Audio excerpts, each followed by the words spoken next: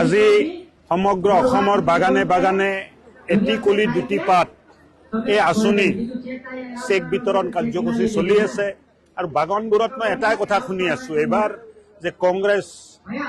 ভাগাও বাগান বাঁচাও বাগানৰ শ্ৰমিকে সিদ্ধান্ত লৈছে কংগ্ৰেছক কোনো স্থান নাই এইকাৰণে কংগ্ৰেছ ভাগাও বাগান বাঁচাও এই অভিযান বাগানবোৰত চলি আছে আৰু মই ভাবো যে এইবাৰ মাননীয় মুখ্যমন্ত্ৰী ডাঙৰীয়াৰ নেতৃত্বত যিখিনি যুগান্তকাৰী আঁচনি যুগান্তকাৰী পদক্ষেপ লোৱা গৈছে বাগানৰ মাটি লাইনত থকা শ্ৰমিকৰ মাটি আৰু কোৱাটাৰ শ্ৰমিক পৰিয়ালৰ নামত ম্যাদী পট্টা কৰি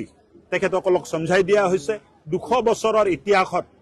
আজি চাহ শ্ৰমিকে নিজৰ এক টুকুৰা মাটি আৰু ঘৰ আছে বুলি ক'ব পৰা অৱস্থাত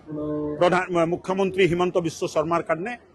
পাইছে আৰু মই ভাবো যে এবাৰ বাগানত হিয়া উজাৰি ভাৰতীয় জনতা পাৰ্টিৰ সপক্ষে ভোটদান যিমান দল আছে সব গঠবন্ধন কৰক মোৰ কোনো আপত্তি নাই ৰাইজ আমাৰ লগত আছে আৰু ৰাইজে আমাৰ শক্তি ৰাইজৰ আশীৰ্বাদতে